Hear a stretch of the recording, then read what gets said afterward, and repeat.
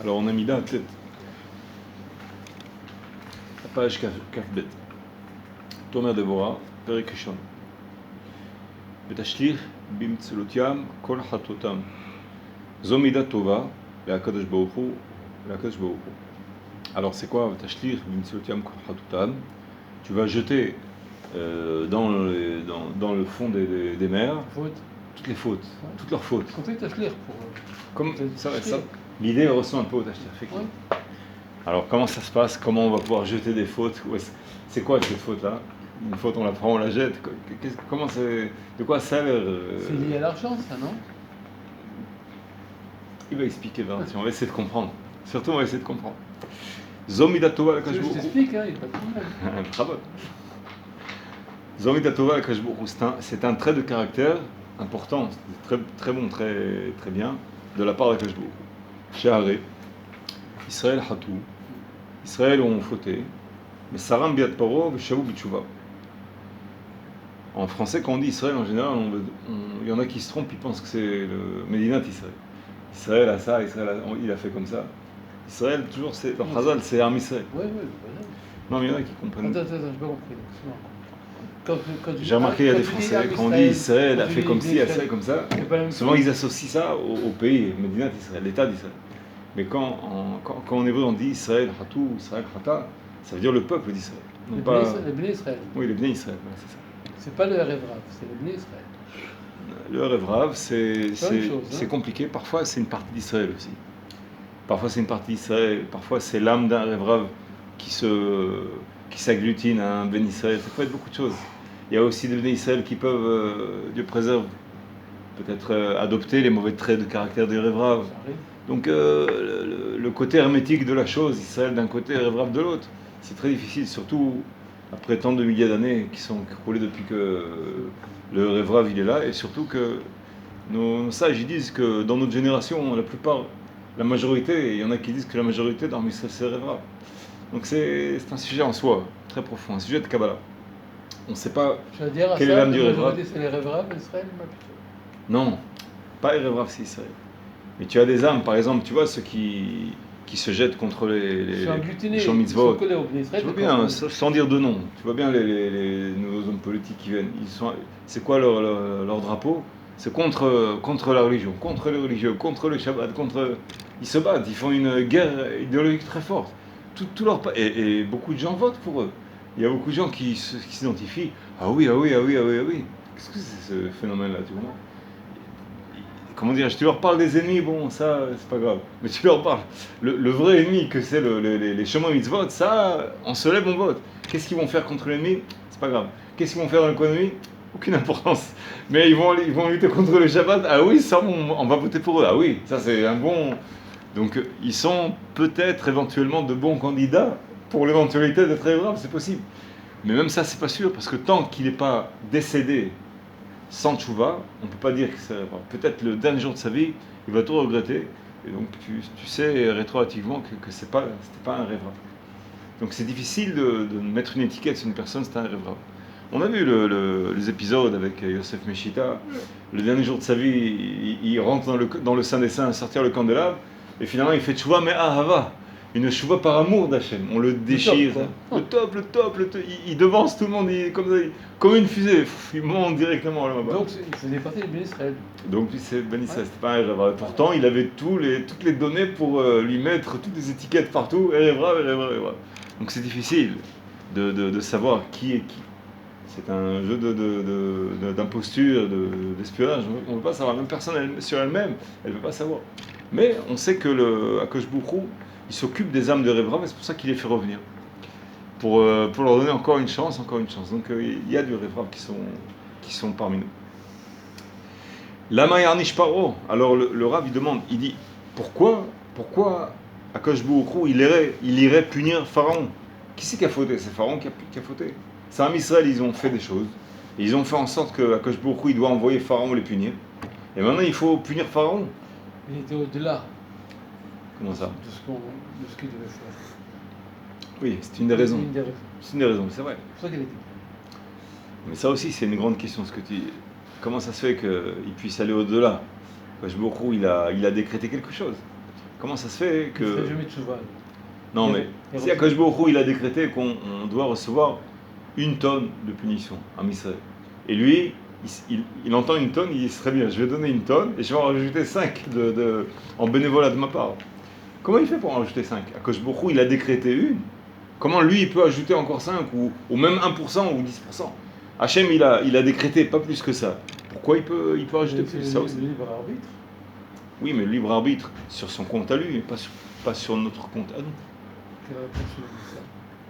Je veux dire, il a un libre arbitre sur lui-même, mais si son libre arbitre irait avoir une conséquence négative sur notre destin, sur mon destin, sur ton destin, bon, je suis content que tu aies un libre arbitre. Mais si ton libre arbitre il doit m'influencer et me faire que ma vie soit endommagée, ça implique que le dommage qui va s'abattre sur Am Israël, il a été aussi décrété. Donc si on dit qu'il a ajouté sur le décret d'Akadosh Baruch Hu, et donc Akadosh Baruch Hu, il va l'accuser par son libre arbitre, il va être accusé, il va être puni. Mais ce supplément-là, qui a été, entre guillemets, rajouté sous les yeux d'Akadosh Baruch Hu et qu'il a laissé passer dans la douane, comment ça se fait que la douane d'Akadosh Baruch Hu l'a laissé passer? C'est la douane d'Akadosh Baruch Hu, c'est pas une douane où on graisse la pâte et ça passe. Ça passe pas comme ça. Akadosh Baruch Hu. Donc, il y a une question qui se pose. Tu saisis la question? Il faudra répondre à cette question. Bechen Sancheriv, aussi pareil pour Sancheriv, qui a été envoyé pour des mauvais décrets sur Am Israël. Bechen Aman Vedomehem. Pourquoi Akadosh Baruch Hu, la question est posée, pourquoi Akadosh Baruch Hu, il va les punir à eux? Ils sont des envoyés pour nous punir à nous. D'accord? Be'en Akadosh Baruch Hu metnachem bilvad lomar. Akadosh Baruch Hu, il ne se console pas en disant seulement cette phrase suivante. Shavu b'tshuva, Am Israël, ils ont fait tchouva. Imken, lo yelahem od ra'a. Et donc, puisqu'ils ont fait tchouva, donc pas de problème, on annule, on neutralise le mal. Le mal, il doit disparaître puisqu'ils ont fait tchouva. Et voilà, on a réglé le problème. Non, Akadosh Baruch Hu, ça ne lui suffit pas ça. Il ne se console pas uniquement en disant ça. Il lui manque quelque chose. Qu'est-ce qui lui manque? Imken, istalek aman me'alem, c'est-à-dire dans le cas où il se consolerait facilement. Istalek aman me'alem, Aman, il va disparaître. Oparo, Sancheriv, ils vont disparaître. Zelo yaspik, maintenant, Akadosh Baruch Hu, ça ne lui suffit pas. Et là, Yashuv Amal Haman, la faute de Haman, qu'il a fait, comme tu as dit, en ajoutant du mal, en ayant de mauvaises intentions, en essayant de faire peiner Akadosh Baruch Hu, de donner de la peine à Akadosh Baruch Hu. Yashuv Amal Haman al Rosho, la faute de Haman sur sa propre tête. Vechen Pharaon, Vechen Sancheriv. Ils vont être punis d'avoir été les envoyés d'Hachem. Vous comprenez? Il y a une histoire célèbre sur Néron Kissar, le César qui s'appelle Néron. Lui, il a été envoyé tout simplement pour détruire Jérusalem. Mais il était intelligent. Quand il s'approchait de Jérusalem, il était aux portes de Jérusalem, il a décidé de faire quelque chose. Je ne sais pas comment il a fait, mais il a trouvé un enfant. Il lui a demandé Psokli Psukra, dis-moi le pasouk, le verset que tu as appris aujourd'hui. Et il lui donne un verset contre Edom, un certain verset où la vengeance d'Hachem sur Edom. Alors il entend ça, il dit bon, il a compris qu'il y a un problème. Et avant ça aussi, ce qu'il a fait, il a pris un arc à flèche, il a lancé une flèche au nord. Nord, la flèche, elle vole, elle dévie sa trajectoire, elle va en direction de Jérusalem. Vers le sud, pareil, elle dévie aussi en direction de Jérusalem. Vers l'ouest, pareil, elle va à Jérusalem, et l'est, en plein dans Jérusalem. Et donc, il réagit, il dit, qu'est-ce qui se passe là? Toutes les flèches, elles vont sur Jérusalem. Donc il a compris. Mais regarde, il était intelligent, qu'est-ce qu'il a fait? Il s'est dit, j'ai compris plusieurs choses. J'ai compris que Jérusalem, elle est entre mes mains. D'accord? Hachem, il l'a envoyé pour détruire Jérusalem, il a compris. Mais j'ai compris aussi qu'après que j'aurai détruit Jérusalem, c'est ce qu'il dit le Rav ici, Hachem, il se vengera de moi d'avoir détruit sa ville. Il se vengera de moi. Il m'utilise pour détruire Jérusalem et je vais réussir. Mais après, il va se venger de moi. Il a compris des choses qui sont profondes. Qu'est-ce qu'il a fait, Néron Kissar? Vous savez ce qu'il a fait? Il a enlevé ses habits, il a déserté l'armée, il s'est sauvé. Et il est rentré dans Jérusalem, il s'est converti dans Jérusalem. Alors qu'il savait que le Rome veut détruire Jérusalem. Il a été, et de lui est sorti Rabbi Meir. Il y en a qui disent que Rabbi Meir est un descendant de la conversion de Néron Kissa. Donc il a compris ce principe-là que le Ramak, il est en train d'expliquer. Que Hachem, il envoie des envoyés pour faire les mauvais décrets, pour appliquer les mauvais décrets, mais ensuite il se venge d'eux. Alors déjà, pour comprendre la réalité, c'est déjà pas mal. Le Yetzirah, ouais. ça a un rapport avec ça? Oui. Oui, hein. Parce que c'est Dieu qui l'a créé. C'est un principe qui ressemble beaucoup. Ok. Donc, c'est un des comment on appelle ça? Un envoyé d'Hachem.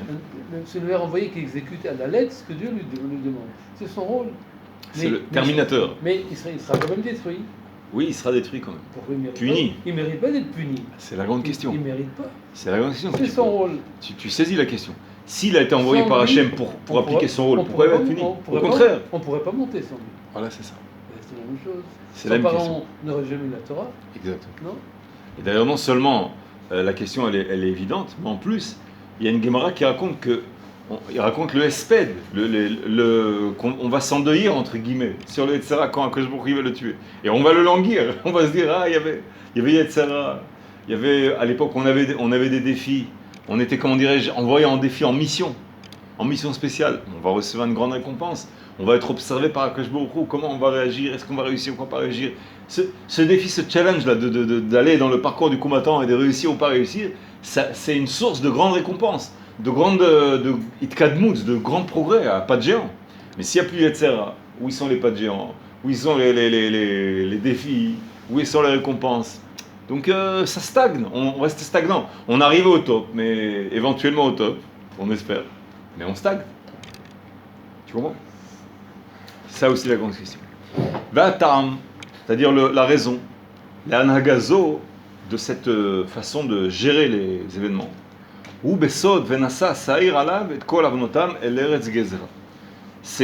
va être comprise, expliquée par le secret du passouk qui dit dans Vayikra, chapitre 16, passouk 22, Venasa Sa'ir Alav, et le bouc émissaire, il va prendre sur lui Kol Avonotam, Eretz Gzera, toutes leurs fautes de Am Israël, il va les prendre sur lui, sur sa tête. Eretz Gzera dans un pays désert, vous savez, on le jette dans le précipice, dans un désert. Ça va ressembler à ça. Ou Perusho, et le sens de tout ça c'est quoi? Shassaïr Nosser Avonot Mamash, que le bouc, il va porter sur lui, Mamash, c'est-à-dire réellement les fautes de Am Israël, elles vont passer sur lui. Elles étaient sur nous, elles étaient en nous, elles vont passer par un certain procédé. En lui, donc elles vont nous quitter à nous, mais elles vont passer en lui. D'accord? Mais c'est caché méode, et c'est dur à expliquer, à comprendre que je me dis une chose pareille. Pourquoi? Mais qui Israël Hatou va assaillir nos sets? Est-ce qu'on peut dire une chose pareille? Am Israël, ils vont faire une faute, et c'est le bouc qui va racler, qui va prendre. C'est lui qui va trinquer. Mais c'est pas les fautes collectives. Ce sont des fautes. Bon, il y a des fautes aussi qui sont, entre guillemets, c'est un autre sujet. Quelles sont les fautes? Mais je ne crois pas que c'est seulement les fautes collectives. Il y a toutes sortes de fautes qui vont passer uniquement sur ce pauvre bouc. Il y a beaucoup de fautes, énormément. Et la question de principe, elle est comment on peut faire un procédé pareil? Et puis si tu dis que les fautes sont parties, d'accord, mais pourquoi le bouc qui serait coupable? Il n'a rien fait, le bouc. Qu'est-ce qu'il a fait? Il a un libre arbitre, le bouc. Pourquoi il prendrait toutes les fautes? Il y a plein de questions qui germent comme ça, qui jaillissent. Et là, Amida Ikar. Mais voilà, le trait de caractère, il est ainsi. Adam mitvade bekavanoto bevidouy lekabel alav tahora.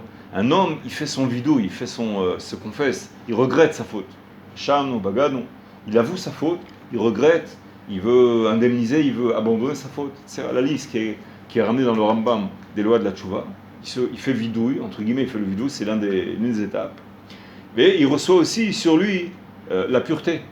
C'est-à-dire, il reçoit sur lui d'être pur, d'abandonner la faute, d'abandonner toutes les mauvaises intentions qu'il a eues, les mauvais projets, d'accord? Restituer ce qu'il a volé, etc. Ke'enyan Shamar David, comme il dit David dans les psaumes, Herev kabesinim avoni, Herev kabesinim avoni, Herev c'est melachon arbe, kabeseni lechabes, laver, mais avoni, c'est-à-dire lave-moi beaucoup de mes fautes. Vechenu amaranu, merok barachamecha harbim, lave-moi aussi, merok melachon merika, c'est le liquide, merok barachamecha harbim, c'est-à-dire fais-moi comme une douche si tu veux, lave-moi de mes fautes. Alors on a dit, quand il a fait vidouille, il a reçu sur lui la Taora, et donc aussi les Isurim, les épreuves. Et il demande à Hachem, je t'en prie, lave-moi, mais fais en sorte que les épreuves, parce que c'est évident que si j'ai fait des fautes, et que je demande à Hachem de me laver, donc j'aurai forcément des Isurim, des épreuves, quelque chose il va falloir payer quelque part. Je te demande Hachem que ces épreuves-là, ces souffrances-là, elles ne fassent pas de Bitul Torah. Elles ne me mettent pas dans une situation, Dieu préserve, où le juif il est obligé de ne plus étudier. Il a tellement de douleurs, tellement il a des soins, il a des souffrances, il est obligé d'aller travailler du matin au soir et de dormir à peine 3-4 heures pendant une période. Des choses sont, ou un exil, il va être sorti de chez lui, ou alors Dieu préserve, il va être obligé de garder un enfant à l'hôpital. Tout ça, ça va lui provoquer l'annulation de tous ses shiurim, de toutes son études. Son cédre d'études, il va être pratiquement annulé. Comment ? Donc il demande à Hachem, ok, je sais que je dois avoir des épreuves, mais ce serait dommage qu'à cause de ça, je serais obligé de m'éloigner de la Torah. D'accord ? C'est ça la tfila qui demande. C'est ça qu'on dit dans le vidouille. Tous les matins, ou toutes les prières, on dit Aval, lo yedei surim cholaim raim. Mais je te demande, Hachem, de ne pas me punir par de mauvaises épreuves, par de mauvaises maladies. C'est quoi Raïm ? Où il y aura Bitul Torah. La Torah, elle va être annulée. Et c'est ainsi qu'on a l'intention de dire, qu'on dit ça. C'est toi qui as raison. C'est toi, Hachem, qui est tzaddik sur tout ce qui passe par moi. Tout mon destin. Tout ce qui m'arrive, en fait, c'est par toi qui es tzaddik, que tu sais ce que je mérite, ce qui est pour mon bien, etc. Tout ce qui se passe, c'est toi, c'est Hachem. C'est pas autre chose. C'est pas de sa faute à lui. C'est toi qui as fait ça. Pas de ta faute. Mais c'est Hachem qui a tout fait par ma faute à moi. Comment ? Et donc, on reçoit sur nous tout ce qui a été décrété par Hachem, on en a parlé plusieurs fois. Cette base de la Emouna. Que tout ce qui arrive à un juif. Il y a pas un peu d'hypocrisie là-dedans ? Quelle hypocrisie, tu vois là ? Parce que, en fait, il a peur de quoi ? D'être puni ou non ? Demander Bitul Torah, c'est quoi ? Ça veut dire que. Il sait très bien que de jour au il veut qu'on étudie la Torah. Donc, mais d'un autre côté, il n'a pas envie de recevoir des cours. Donc, qu'est-ce qu'il demande ? Il demande. Ne fais pas de Bitul Torah, mais de manière à ce que je ne me prends pas, comme tu as dit, un séjour à l'hôpital. Chachamim, ils disent qu'une personne qui est. C'est honnête jusqu'au bout. Non, je comprends ta question. Bonne question. Chachamim, ils disent qu'une personne qui est humiliée en public, par exemple, quelqu'un, un bon tzaddik ou un bon chacham, mais il rentre quelqu'un en plein chiot, il lui pose plein de questions, puis toutes ces phrases sont personnellement dirigées contre lui, enfin, il le rend rien, quoi. Il le rend rien. Et en plus, il enfonce, sans vrai, tu sais, le genre de. Et puis il le coupe la parole, enfin, il le torture. Et puis il rend le public contre lui presque.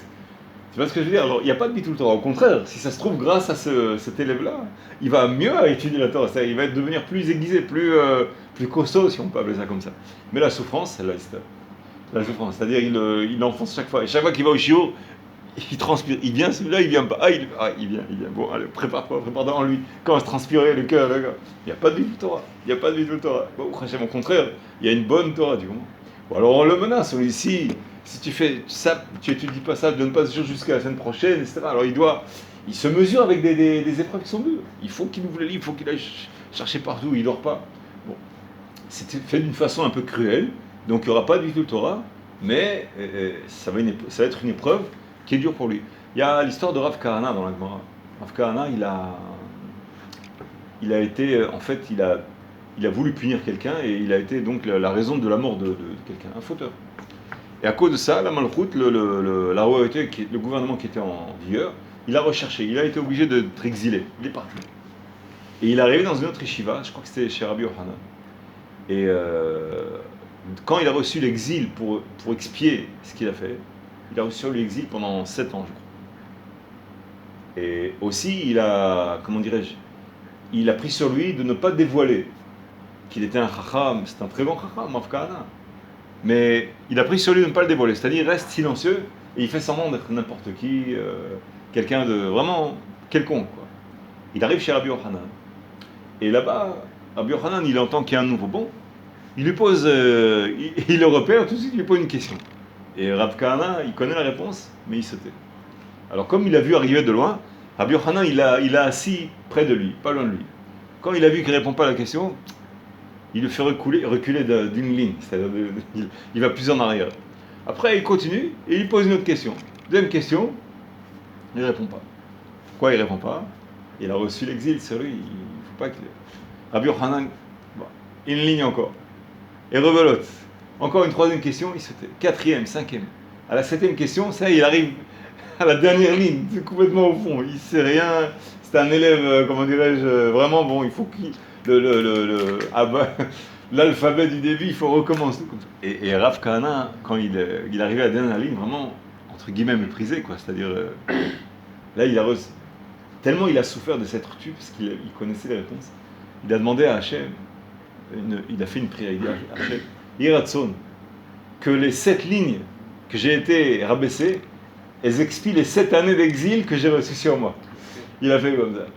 Alors, tu vois l'équation. Il a été rabaissé d'une ligne, équivalent à une année d'exil. Une année d'exil sur terre. Ça vaut le coup, ça vaut pas le coup. Donc tu vois que l'intensité d'une humiliation, elle est très forte. Parce que pendant une année, faire semblant d'être quelconque, n'importe qui, et de ne pas répondre, et 7 ans, c'est une grande partie de sa vie. Une humiliation, ça vaut le coup. Vas-y quand même, achète. Je dis, je vais acheter, tu comprends? Ça vaut le coup, c'est très rentable. Et là, Rabbi Yochanan, il lui a posé une question où lui-même il s'est dévoué.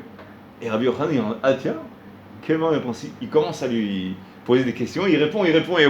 À chaque fois, il lui fait regagner une ligne, encore. Jusqu'à ce qu'il arrive à côté de Rabbi Yochanan.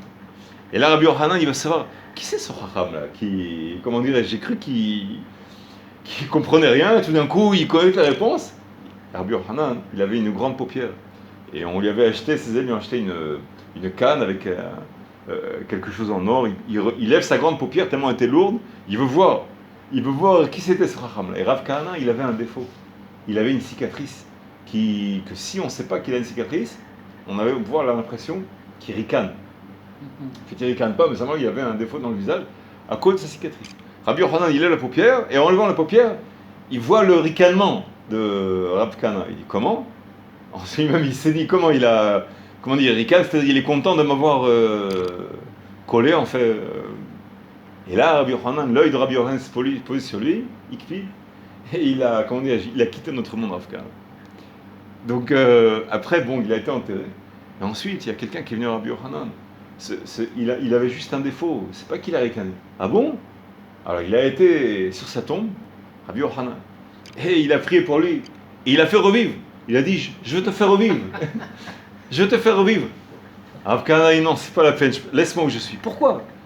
Il a déjà vu l'ange de la mort, ça, il ne veut pas remettre ça une deuxième fois. C'est bon, laisse-le où il est. Maintenant qu'il est là, laisse-le tranquille. Il ne veut pas revenir. Ah, tu veux pas que je te fasse revivre?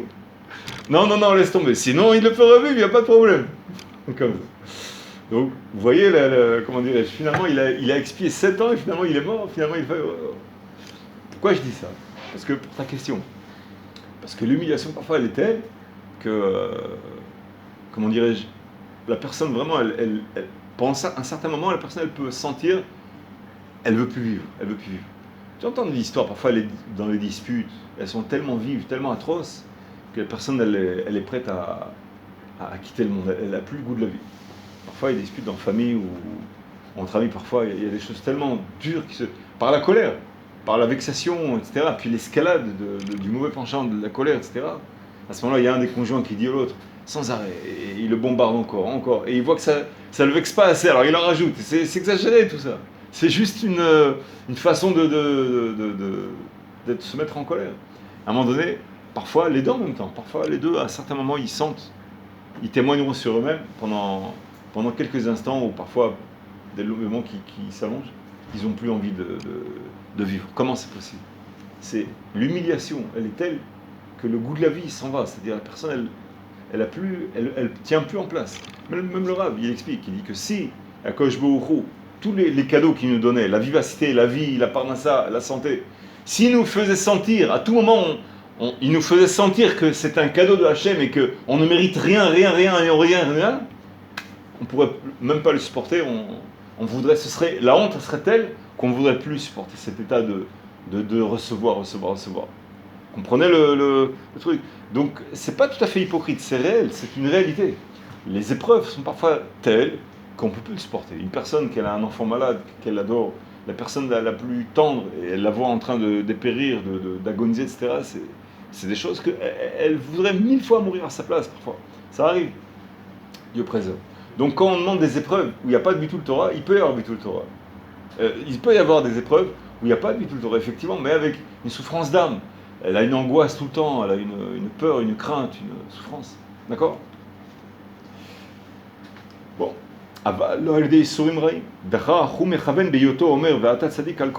Il justifie sur lui tout ce que Hachem lui fait.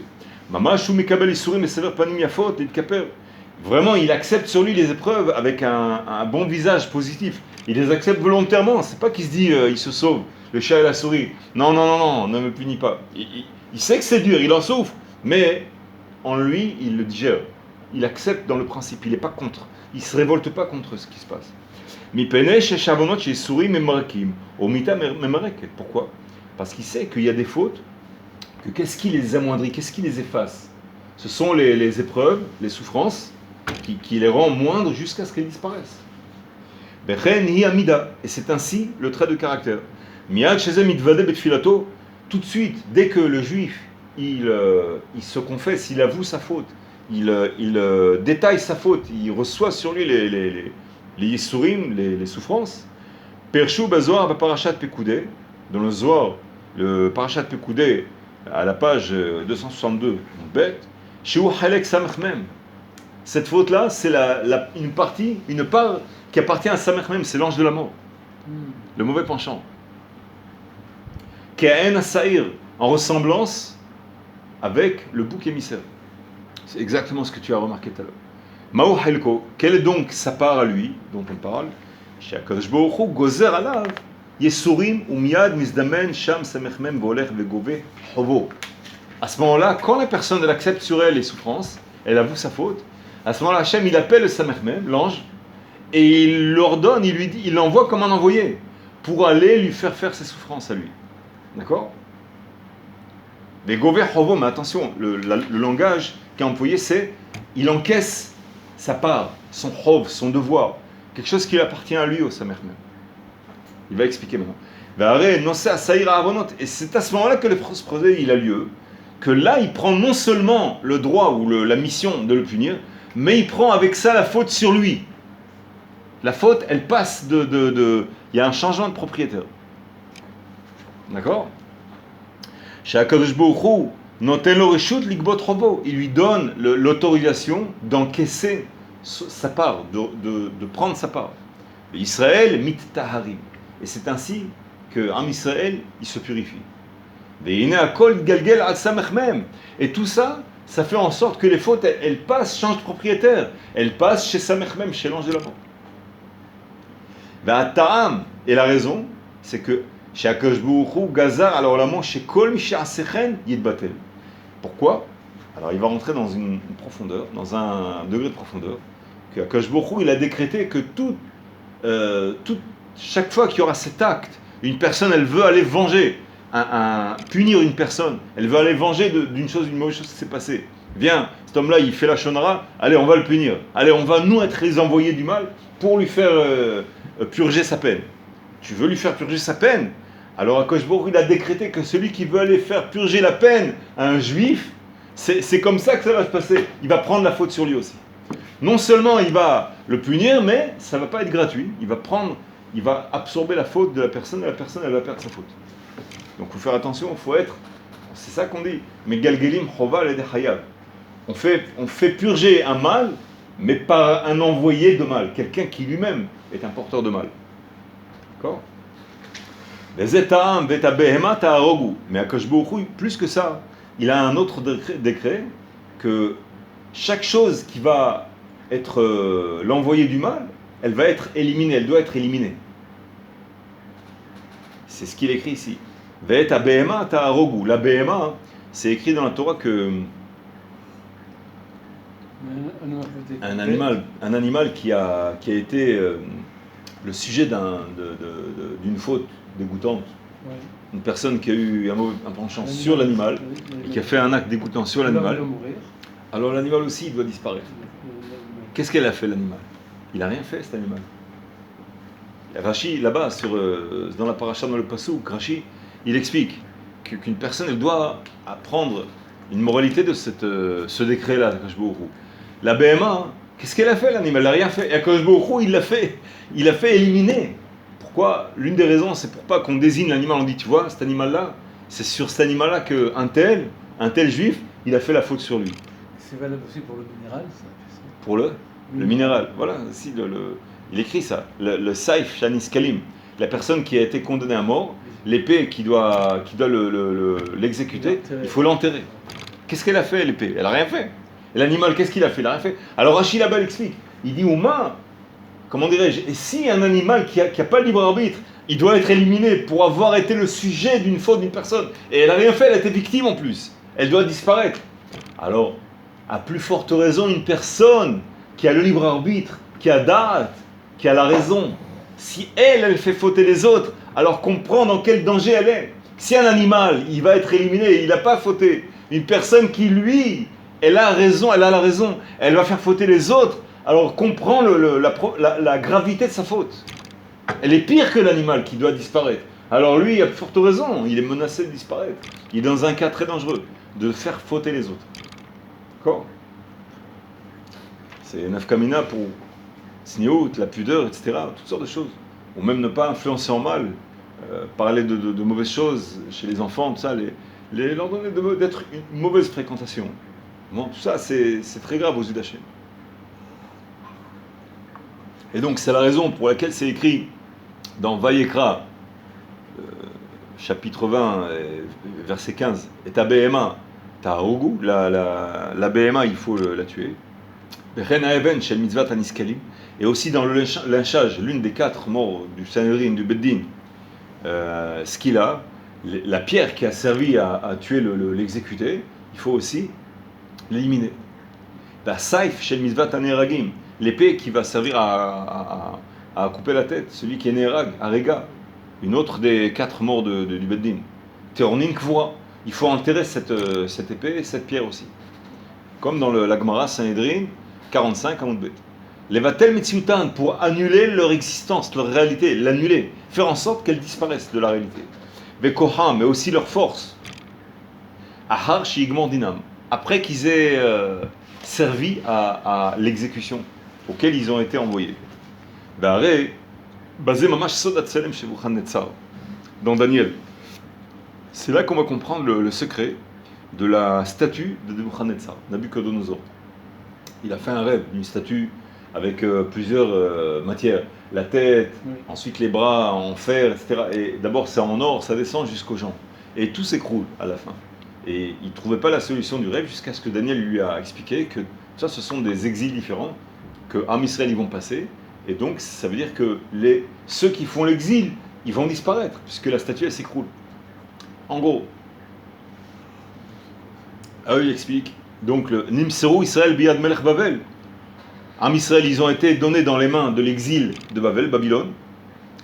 Reshed Idhav, la tête d'or. Nichna'u Resha. Et cette tête, elle va s'écrouler. Nimseru Biad Paras, ils ont été dans les mains des Perses. Shen Hadoid Raoid Chasaf. Les bras d'argent. Vechen Itru Elu Mipene Elu.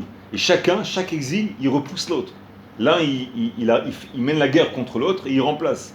Chacun les Romains, ils ont vaincu ceux qui étaient avant, ils vont être vaincus par ceux qui vont les suivre, etc. Tu vois? Et donc ils vont être éliminés. Chacun repousse l'autre. Chaque exil, il repousse celui qui a exilé l'antécédent. Israël et minohon di farzel ou minohon di hasaf, jusqu'à ce qu'ils arrivent au dernier. Et ça va être quoi la finalité du bien de tout ça? Sauf à la fin, Akadosh Baruch Hu ma'amidam v'roseh b'hem din. À la fin, Akadosh Baruch Hu, il va punir tous les exilateurs, tous ceux qui ont fait les exils. Il va les punir un par un. Dirtiv, comme c'est écrit dans Dvarim, Lamed Bet Kaf Gimel, Hitza yachalebam. Je vais terminer mes flèches dans eux. Il va les exécuter. Et ensuite, lui, il ramène un autre pérouche, Hitzai Kalim. Donc, comment Akadosh Baruch Hu, qui est éternel et surtout infini, comment les flèches d'Akadosh Baruch Hu, elles peuvent se terminer. C'est pas un arsenal qui peut se terminer. C'est un arsenal d'Akadosh Baruch Hu, il est infini. Non. Israël, Enam Kalim. Les flèches, elles vont se terminer, mais pas Israël, elles ne se termineront pas, Israël. Donc tous ces exils-là, ils vont rentrer, ils vont influencer, ils vont endommager, entre guillemets, Israël, mais pour leur bien. Mais Israël, ils ne vont jamais disparaître. Netzach Israël, lo yishaker. Il sera toujours éternel, hein, Israël. Tu comprends? Mais ce sont ceux qui font l'exil, eux, par contre, oui, ils vont disparaître par le décret d'Hachem Yitbarach. D'accord? Ça continue le rêve de Daniel qui l'interprète. Au début, c'est écrit. C'est un coup. Les Tsalma al Raglohi. Elle va recevoir un coup, cette statue. Sur les jambes, sur les pieds. En Mikol Atselem Ela Raglav. Il ne va rester plus que les jambes. Shekvar Nidbatel Koham Avu Rosh Udrawi Maoui. Im Kolze Basob Dakukahada. Atil Akash Bourou, la Hamid Samechme, Varishaim, Onse Maasav, Peolotav. Donc c'est ça en fait la conclusion. C'est que Akash Bourou, à la fin, il va les juger, il va les punir. Les mettre dans un tribunal et les punir. Ve'ase Bahem Adin. Ve'hainu, ce qui est écrit dans Micha. Ve'tashlir Bimtiotam, Kol Hatotam. C'est ça le nom, le titre qu'on a dit au début de ce trait de caractère. Ve'tashlir Bimtiotam, Kol Hatotam. Comme dans le Tashlir que tu as dit. Toutes leurs fautes, elles vont être jetées à la mer. Yirtse, mashtir koach hadin leipael alede elu shem metzlotiam. Donc, ceux qui se comportent comme les vagues de la mer, comme les océans, c'est eux qui vont racler, qui vont traquer en fait. Vers Reshaim kayam nigrash.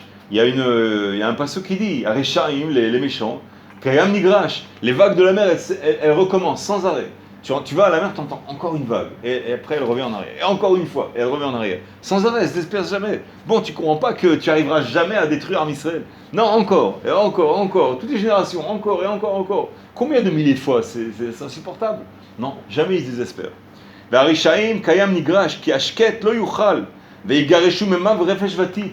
Les vagues, jamais elles se désespèrent, mais par contre, il y a du goudron elles arrivent à faire ressortir du goudron vers le bord de la mer. Donc ça donne une allusion aux fautes, qu'elles arrivent à nous nettoyer de nos fautes. Tu comprends? Eluhem ha'osim din be'Israël. Ce sont ceux qui punissent Am Israël. She'ashiv achakar kol gmulam berosham. Sur leur tête à Akadosh Baruch Hu, tout ce qu'ils font contre nous, Akadosh Baruch Hu, il va se venger d'eux. Il ne va pas se consoler uniquement de les faire disparaître de la scène de théâtre.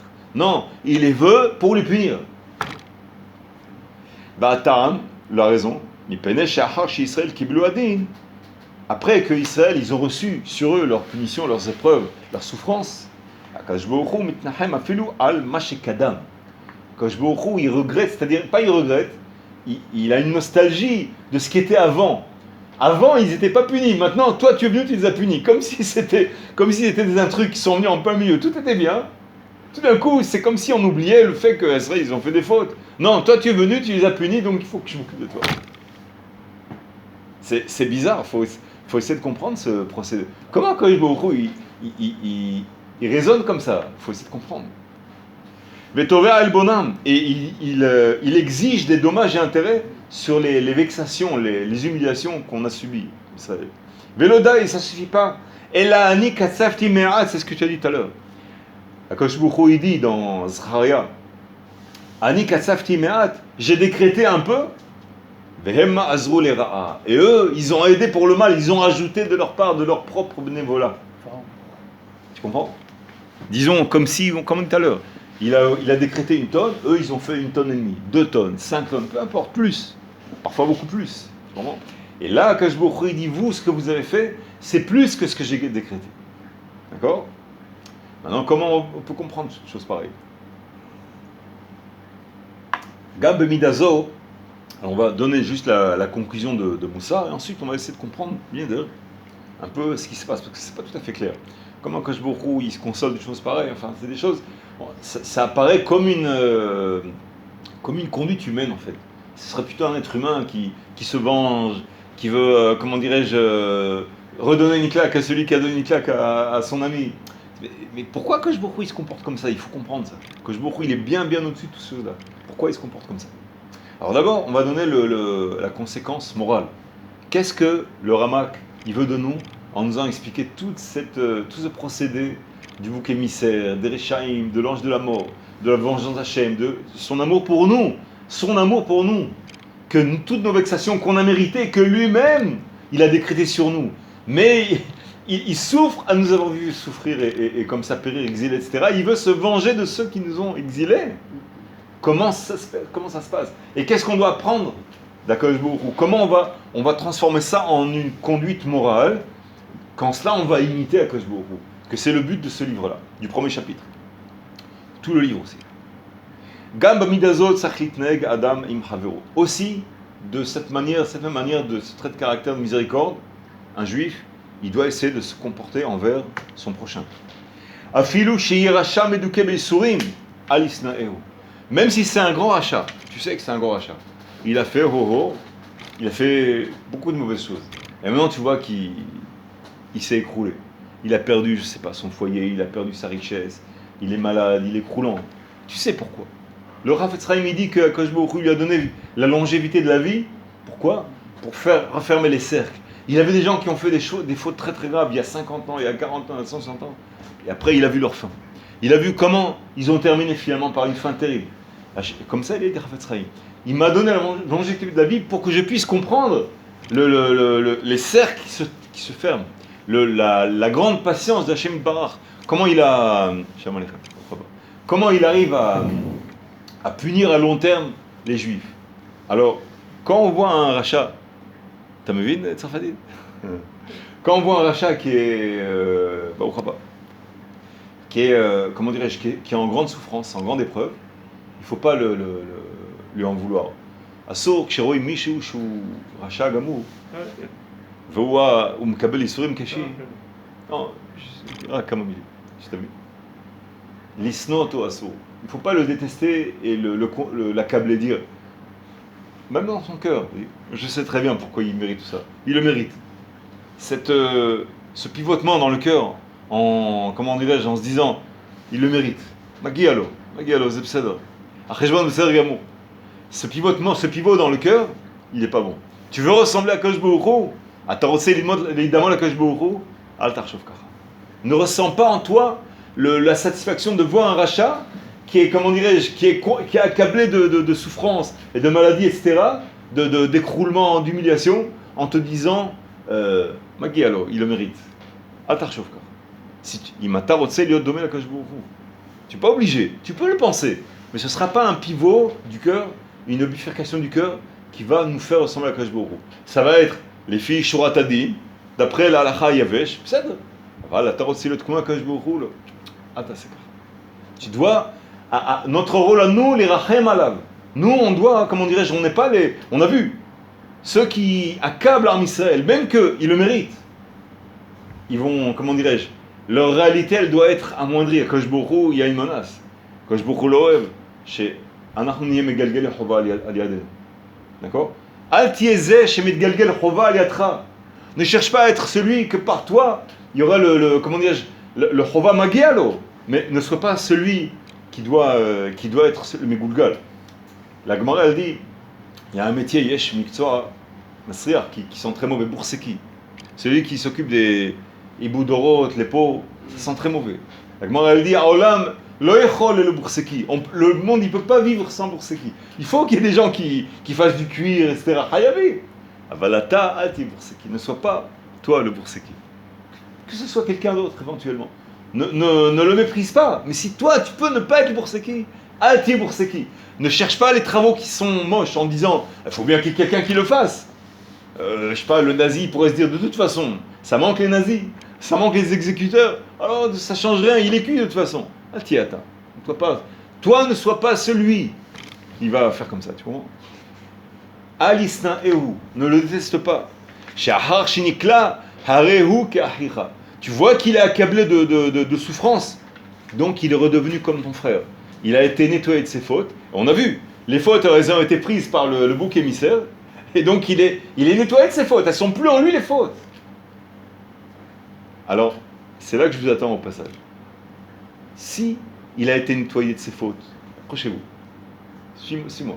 C'est pas le moment de s'endormir. S'il a été nettoyé de ses fautes, et que je le regarde d'un regard négatif, et que par mon projecteur du cœur, comme si maintenant dans mes yeux, c'est comme un projecteur, je le regarde avec mon jugement à moi, comme si j'étais un juge, entre guillemets. Je ne suis pas un juge, mais je veux être un juge bénévole. Et je le regarde avec une projection de mon cœur. Ah, c'est un fauteur. Maintenant, qu'est-ce qu'il a dit le Rav? Il a dit il n'y a plus de faute. Pourquoi? Il a été nettoyé par celui qui est venu et qui l'a fait souffrir. On a dit, le Samer même, celui qui a été décrété qui viendrait, qui le ferait souffrir, la faute, elle était en lui, elle n'est plus sur le fauteur. Donc moi, si je le regarde avec comment dirais-je, un entêtement que oui, c'est un fauteur, et non, c'est pas un fauteur, et moi, je décide encore, je m'entête de dire que c'est un fauteur. Alors, maintenant, on commence à comprendre. Ça veut dire, je le rends fauteur alors qu'il n'est plus fauteur. Donc je le regarde d'un œil négatif, et l'homme a dit alors, il ne mérite plus un tel, comment dirais-je, un tel traitement, un tel jugement. Donc, à ce moment-là, ça rejoint un peu ce qu'il dit le Chafetz Chaim. Quand on dit du Lachon Hara sur une personne, ses fautes à lui, elles viennent en nous, Chas v'Shalom. Et nos mérites, ils vont chez lui aussi. Or maintenant, il a été, comment dirais-je, il a été puni. On le voit, il est malade, on le voit, sa tête, il a pris de l'âge, il a pris un coup de vieux ou quoi. Peu importe le dessin de la réalité. Mais on voit qu'il a été fauteur, il a été puni, il est tombé, il a chuté. Est-ce que c'est mon rôle maintenant de l'accabler, de dire ah, c'est un fauteur, tout ça? Non, c'est pas mon rôle. À moi, Chas v'Shalom, justement, il faut s'éloigner de ça. Au contraire, notre rôle, c'est d'avoir pitié de lui. Ve'ahavta l'ereacha kamocha. Arshav shenikla u ka'achicha. Maintenant qu'il a été puni, il est devenu comme ton frère, avec les actes de ton frère. Plus comme celui qui n'est pas comme ton frère, qui n'a pas les actes de ton frère. Il a été puni, donc il est redevenu ton frère. Tes zahers. Ne projette pas sur lui une image intérieure de ton cœur en te disant c'est un fauteur. Il le mérite, ne l'accable pas. Parce que là, à ce moment-là, on ressemble comme l'Avdil, comme celui qui est le terminateur, celui qui est venu pour punir. Maintenant on va le punir, ça y est, c'est notre tour maintenant. Il lève les manches, on y va. Ah, tu es le terminateur, donc tu vas aussi prendre avec toi ses fautes. Or, en plus, il n'a même plus de faute. Il n'a même plus de faute là, en plus. Alors, qu'est-ce que tu veux lui prendre? Tu comprends? Donc, on voit maintenant qu'il y a un pivot qui est dangereux là. Il ne faut pas être de ce côté-là. Il faut être du côté des bons. Merahem, Hesed, faire le bien. Il y a un punisseur, c'est pas moi. Bon, si tu es obligé pour défendre une personne, on n'a pas parlé d'un cas comme ça. Tu vois qu'il donne un coup, comment dirais-je, il faut le descendre. Même Moïse, mon cher Abbé, non. Il avait voyard Ish Mitzri Maké Ishivri. Il a vu un Égyptien qui frappait un Égyptien. Lama, le Racha, Lama Takerecha. Il a dit au Racha, pourquoi tu veux le frapper? Il a regardé à droite à gauche. Il l'a frappé avec un Shemot HaKodesh et il l'a tué. Donc tu vois qu'il faut défendre un Israël. C'est pas pour c'est pas pour punir l'Égyptien. C'est pour l'empêcher de faire du mal à un Juif. Là oui. Mais ça y est, il est accablé. Oui. Je peux t'interrompre, mais on parle de quelle faute? On parle des fautes vis-à-vis de Baruch. C'est la rigueur. Ça, je peux le comprendre. Ne sois pas juge. Mais les fautes vis-à-vis de ton prochain. Si tu vas juge, qui c'est qui va être juge? Pas de Baruch. Il y a un problème là-dedans. C'est justement, on vient de répondre en face. Je pense, il me semble qu'on vient de répondre à cette question en fait.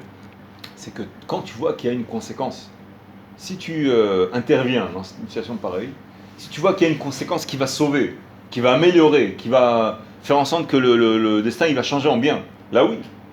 Mais si c'est netto pour le punir, c'est-à-dire, maintenant lui, cet homme-là, il est, comment dirais-je, il mérite une petite correction, tu comprends? Pas parce que tu vas l'empêcher de faire un mal à autrui. Si tu empêches de faire mal à autrui, c'est autre chose, on a dit. Si tu veux sauver quelqu'un, ou tu vois que quelqu'un souffre de lui, tu veux lui parler, tu dis arrête de le faire souffrir. Tu comprends? Un homme qui est terrible avec ses enfants, avec sa femme, ou une femme avec son mari, avec ses enfants, tu lui parles, tu dis arrêtez d'être si dur. Tu comprends? Vous leur faire souffrir, je les vois, je vous en prie, vous vous rendez pas compte de ce que vous êtes en train de lui faire. Bon, là tu le sauves, tu viens pas pour le punir. Tu viens pour sauver les enfants, pour sauver la femme, sauver le mari, sauver l'entourage, le voisin, etc., qui souffre de lui. D'accord? Mais tu viens pas pour comment dirais-je, même pas un gramme de venir le punir. Non. Ton intention, elle est uniquement positive. Et même quand on le fait, ce qu'il faut s'efforcer de faire, c'est la mitzvah tochecha. Aujourd'hui, c'est très difficile de faire la mitzvah tochecha. Il y en a même qui disent qu'il n'y a plus personne qui est raoui, qui convient à ça. Pourquoi? Tu juges d'abord. Oui. Tu le rends coupable déjà. Quand on veut faire une torecha à quelqu'un... Hein, déjà, tu le rends coupable déjà. Hein. Non, pas dans ce sens-là. Tu viens uniquement pour l'empêcher de faire un mal. Même un mal lui-même aussi. Tu sais qu'il est, par exemple, Halil Shabbat. Tu veux le sauver. Demain encore, demain c'est Shabbat. Tu sais qu'il t'apprécie beaucoup. Tu veux essayer de l'amadouer un peu. Et la 3e, 5, 6, 10e fois que tu lui parleras, tu veux essayer de l'empêcher de lui faire une torecha. D'accord ? C'est pas négatif. Tu viens pas pour le punir. Tu viens pour essayer de le sauver lui-même de ses fautes à lui-même. D'accord ? Pas lui dire, tu as fauté, tout ça, la veille de sa mort, tu sais que ça ne sert plus à rien. Ah, mais tu as fauté. Je dis ça pour ton bien, parce que tu mérites une punition. Tu comprends ? Non. Je viens pour t'empêcher de te sauver de toi-même, que tu continues pas à faire ce mal-là. Tu comprends ? Ça, c'est en bien. Ça, c'est moutard, c'est mitzvah. Et ça, même quand on le fait, et c'est là qu'il y a quelque chose d'important dans la Torah, dans la mitzvah de réprimander, c'est d'abord de se remplir d'amour pour lui. De savoir c'est un juif, c'est Ben Israël. Il a une partie d'Hachem en lui. Il a une âme qui vient de Hachem. Te concentrer, ce qu'il dit le Baal HaTanya. Dans le Pérec, la Medvev, lève. Le Pérec 32. Lève pour s'en rappeler, le moyen mémotechnique pour s'en rappeler. Là-bas, il dit comment aimer tout en Israël, même les fauteurs. Rappelle-toi, ils ont la partie qu'il a qui est divine en lui. Tu la détestes, cette partie divine? Comment on peut détester une partie divine? Il y a une partie divine qui est chez lui, qui est chavouille, qui est complètement en otage en lui. Prisonnière. Comment? Pourquoi on n'arrive jamais à s'entendre? Oui, mais il faut faire un effort, aller lui parler, mais se concentrer sur le côté juif qui est en lui. C'est un juif. C'est une âme qui va souffrir. Si tu vois même 1% des punitions qu'elle va prendre dans l'Amaba, tu auras des millions de fois pitié. C'est tellement dur, les Onachim, les punitions qu'il y a dans l'Amaba, c'est tellement dur. Même si c'est le plus gros rachat, tu te diras, je peux pas supporter de voir ça. Les souffrances qu'il y a. Mais la Gemara, elle rappelle quelques souffrances. Hicham Efouham est complètement carbonisé par tout ce qu'il est brûlé sans arrêt. Bon, on va pas parler de ça, mais tu vas voir les souffrances qu'il endure. Tu dis non, ouh là là, tu comprends? Comment on peut accabler, même tu vas devenir son avocat, il dit non, il n'était pas si mal que ça, il a fait du bien de ça. Pourquoi? Parce que tu vois de ce qu'il souffre. C'est terrible. Donc imagine-toi ce côté-là. Il a une âme divine en lui, et il va être obligé de souffrir toute souffrance-là, tu comprends? Aie pitié de lui d'avance, comprends ce qu'il va endurer. Tu comprends? Ben, mais c'est un rachat. Mais toi, aie pitié du côté bon qui est en lui, du côté juif. C'est un fils d'Hachem, et il va s'en prendre. Il va en racler, il va trinquer énormément. Donc, aie pitié de lui d'avance.